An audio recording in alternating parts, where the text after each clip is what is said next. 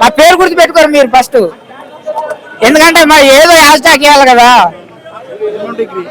మినిమంటే dialogue నా పేరు multi star మనమ రాజా. సినిమా ఎల్కే సినిమా ఎవరికైనా అర్థమవుతుంది, చాలా బ్రహ్మాండంగా ఉంది. I love you Kubera. Cinema content ఏంటంటే ఒక మనిషి డబ్బు కోసం ఎంత దుర్మార్గానికైనా దిగజారుతాడు అనేది కంటెంట్. ఈ సినిమా చూస్తే ఎంత దుర్మార్గుడైనా కానీ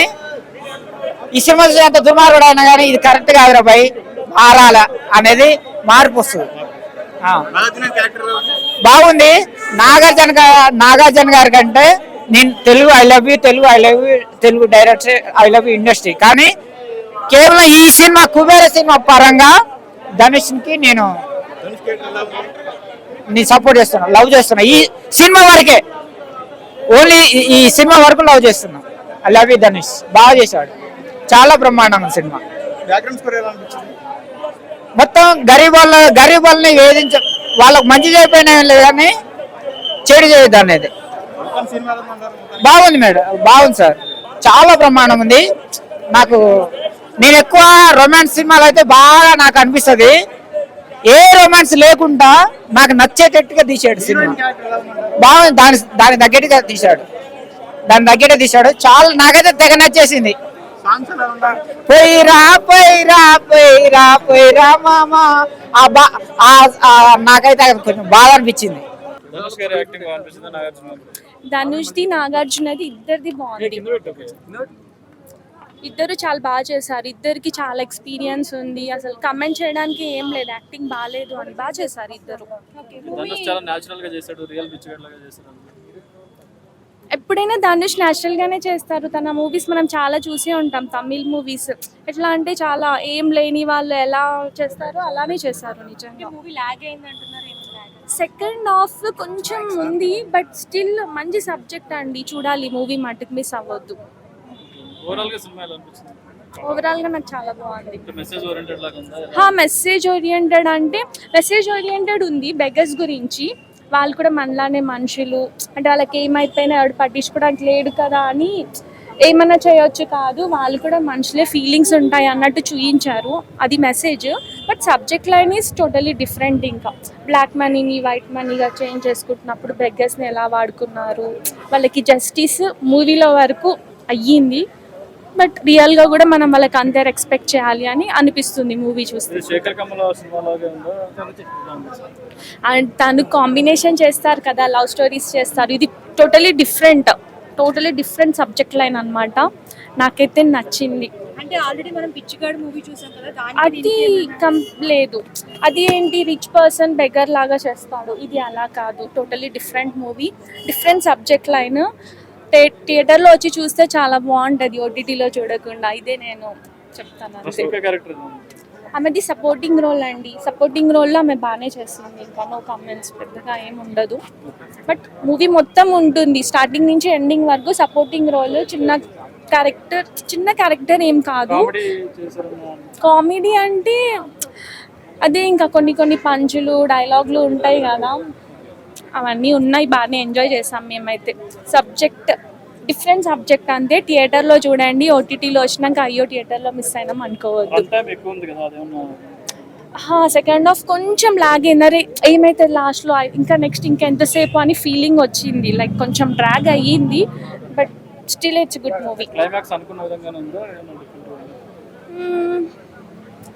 అనుకున్న విధంగా అంటే ఏమవుతుంది, కొంచెం డిఫరెంట్గానే ఉంది. లైక్ హీరో ఒకటి చేయాలనుకుంటాడు కానీ అది కాకుండా నార్మల్గా ఎండ్ చేసేసారు. విలన్ అయితే చనిపోతారు, ఆ బ్లాక్ మనీ కూడా విలన్ ఏం తీసుకోడు, అట్లా ఎండ్ చేశారు. కుబేరా సినిమా చూస్తుంటే మైండ్ బ్లో అయిపోయింది. అంటే ఈ సినిమా ఒక డిఫరెంట్ మూవీ అని చెప్పొచ్చు. నాగార్జున కెరియర్ లో ఇది ఒక బెస్ట్ మూవీ.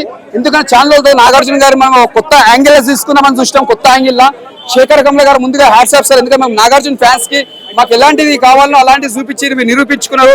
ముందుగా మీకు యాడ్సాప్ సార్ అలాంటి క్యారెక్టర్ చేసి చూపించినందుకు. చెప్పాలంటే నాగార్జున గారు ధనుష్ గారు యాక్టింగ్ మాత్రం ఇరగదీసిండు. అంటే ప్రతి సినిమా ధనుష్ గారు రోజుకు ఒక డిఫరెంట్ క్యారెక్టర్. అంటే ఆయన క్యారెక్టర్ చేసింది కూడా ఎట్లుంటా అంటే మనకు తెలుగులో చేసినట్టు ఉంటుంది, ఒక తమిళ్లో చేసినట్టు అట్లా కాకుండా మన తెలుగు ఆడియన్స్ కి ఎలా చూపించాలి యాక్టింగ్ అలా చేసి చూపించింది ధనుష్ గారు. ముందుగా యాక్సెప్ట్ మేము చెప్పండి దేవిశ్రీ ప్రసాద్ గారు ఇక్కడ, ఎందుకంటే ఆయన ఈ కథకి ఈ క్యారెక్టర్ తగ్గట్టు ఒక డిజైన్ చేసినట్టు దేవిశ్రీ ప్రసాద్ గారు. ముందుగా హ్యాట్సాప్ సార్. ఛానల్ తర్వాత మళ్ళీ ఒక పుష్పల మ్యూజిక్ చూసినాం అంటే తర్వాత మళ్ళీ మీ సినిమాలో కుబేరాలో చూసినాం మ్యూజిక్ అంతా బాగా కొట్టారు కుబేరాల మ్యూజిక్. ముందుగా హ్యాట్సాప్ సార్. చెప్పండి స్క్రీన్ ప్లే తీసుకున్నా చాలా బాగుంది. సాంగ్స్ నాగార్జున సాంగ్ ఒక ఎంట్రీ సాంగ్ ఒక సాంగ్ ఉంటుంది, ఆ సాంగ్ దుమ్ములు వేసిపోయింది. ఆ సాంగ్ మాత్రం హ్యాట్సాప్ చెప్పొచ్చు. చెప్పాలంటే మన music background music screen play కానీ విలన్ యాక్టింగ్ లో చాలా బాగుంది. ఇక్కడ ధనుష్ గారు నాగార్జున గారు పోటీ పడి యాక్టింగ్ చేశారు. అంటే ఇక్కడ ధనుష్ తగ్గలేదు, ఇక్కడ నాగార్జున ఇద్దరు తగ్గేదని తగ్గ కూడా చేసారు. యాక్టింగ్ ఇచ్చి పడేసారు. చెప్తే మళ్ళీ ఒక నువ్వు వస్తావని ఒక నాగార్జున శివ గాని అలాంటి యాంగిల్ లో చూసినా మనం నాగార్జున గారి ఒక మాస్ యాంగిల్ లా చాలా బాగుంది. ఒక లవ్ స్టోరీ కాకుండా మన నెక్స్ట్ ఒక లవ్ స్టోరీ రావాలని మనస్ఫూర్తి కోరుకుంటున్నా. జై నాగార్జున. జై సినిమా అన్నా జీవితం ఫస్ట్ అన్న కుబేర సినిమా చూశానన్నా ఫ్యాన్ అయిపోయినా. నేను బెచ్చగాడిని కుబేరున్నయ్యా, డబ్బులున్నయ్యా. కాబట్టి కుబేర సినిమా చూసారంటే ఖచ్చితంగా డబ్బుల్లో ఛాన్సెస్ ఉన్నాయి. డబ్బు అనేది నాగార్జున దగ్గర నుంచి ధనుష్ దాకా అంటే బెచ్చగడ దాకా డబ్బు ట్రాన్స్ఫర్ అవుద్ది. కాబట్టి డబ్బులు లేవని థియేటర్ రాకుండా టికెట్ కొనలేక పేదరికంతో మీరు ఎవరు ఉంటే కుబేర సినిమా అప్పు చేసేనా చూడండి. ఖచ్చితంగా మీరు కుబేరులు అయ్యే ఛాన్సెస్ ఉన్నాయి. కాబట్టి డబ్బులు లేవని ఎవరు బాధపడద్దు.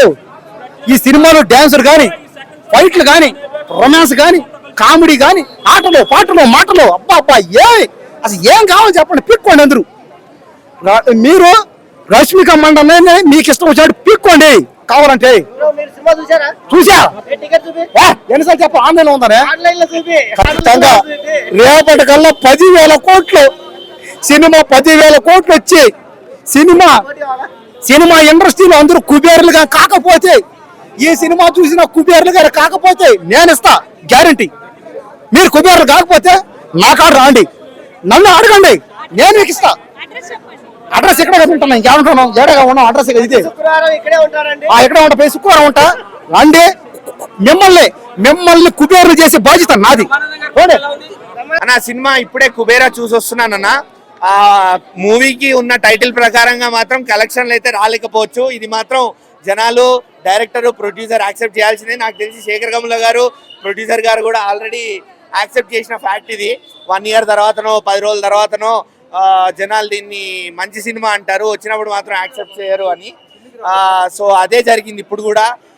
గుండెలకి హత్తుకుపోయే సినిమా.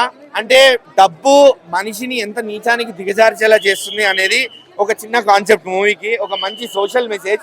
డబ్బున్న ప్రతి ఒక్కడు ఏం చెయ్యొచ్చు, ఎన్ని చేయొచ్చు జనాలకి, అలానే జనాలు కూడా ఎలా ఉండొచ్చు అనేదాని ఒక చిన్న ఎగ్జాంపుల్. నాగార్జున గారు hats off to you for accepting such a character. అంటే మీరు ఒక స్టార్ రేంజ్ అంత పెద్ద స్టార్డమ్ ఉన్న హీరో, టాలీవుడ్ 4 pillars లో ఒకలైన హీరో ఇలాంటి క్యారెక్టర్ ఒప్పుకోవడం అనేది చాలా గ్రేట్. సో ఇలాంటి క్యారెక్టర్స్ ఇంకా నాగార్జున గారు చేయాలి. ఆయన ఎప్పటికీ టాలీవుడ్ కి కింగే, మాకు ఎప్పటికీ ఆయన కింగే. ధనుష్ ఏం చెప్పలేము ఇంకా ఆయన గురించి. ఆయన క్యారెక్టరైజేషన్, ఆయన పర్ఫార్మెన్స్ ప్రతి సినిమాకి ప్రాణం పెట్టేస్తున్నారు సినిమాకి. అంటే ఒక బిచ్చగాడిలాగా ఆయన రేంజ్ హీరో చేయడం అనేది మాటలు కాదు. అండ్ శేఖర్ కమల గారు ఆయన్ని కానీ నాగార్జున గారిని కానీ రష్మి గారిని కానీ మనకి ఆ సినిమా ప్రపంచంలో చూపించిన పద్ధతి మాత్రం ఇట్ వాస్ వెరీ అమేజింగ్. నాకైతే సినిమా మాత్రం చాలా బాగా నచ్చింది. బట్ కమర్షియల్ సక్సెస్ మాత్రం అస్సలు రాదు. రేటింగ్ అయితే 3.5 వరకు ఇస్తా. ఆయన సినిమాల్లో ఏదైతే మన క్లాసికల్ ఇష్టపడతామో దాన్ని ఏం మాత్రం మిస్ కాకుండా, ఎటువంటి ఓవర్ ఎలివేషన్స్ లేకుండా అదే క్లాసిక్ తో ఒక ఎమోషనల్ సినిమా అన్నమాట. ఎమోషనల్ గా టచ్ చేసిన సినిమా అన్నమాట. మనకి గూస్ బంప్ సీన్స్ లాంటివి కానీ అవి కూడా మన క్లాసిక్ గా తగులుతాయి అన్నమాట. సో శేఖర్ గారు రాసుకున్న అంత లెంత్ ఎక్కువైంది సినిమాలో. ఇంత లెంత్ అవసరం లేదు, బట్ సినిమాలో మనకి ఎమోషన్స్ కనెక్ట్ అవుతాం. ప్రతి ఫ్రేమ్ లోనే ఈ సీన్ లో మనకు బాగుంది అనిపిస్తుంది. బట్ లెంత్ ఎక్కువ అవడం వల్ల 3 గంటల 15 నిమిషాలు కూడా సినిమా. సో 3 గంటల 15 నిమిషాలు కూర్చోడానికి కొంచెం ఇబ్బంది పడతా ఉన్నా. అంటే సినిమా బాగాలేదని కానీ సినిమా బాగుంది. ఎమోషనల్ గా కొంచెం స్లోగా క్లాసిక్ గా టచ్ చేస్తుంది మనిషిని. కాకపోతే ఏంటంటే లెంత్ ఎక్కువ అవడం వల్ల కొన్ని సీన్లు మనకి చూడబుద్ధి అవుతుందన్నమాట. సో అలాగ ఎంతగానో మళ్ళీ ట్రిమ్ చేస్తే కనుక సినిమా బ్లాక్ బస్టర్ మూవీ అన్నారు.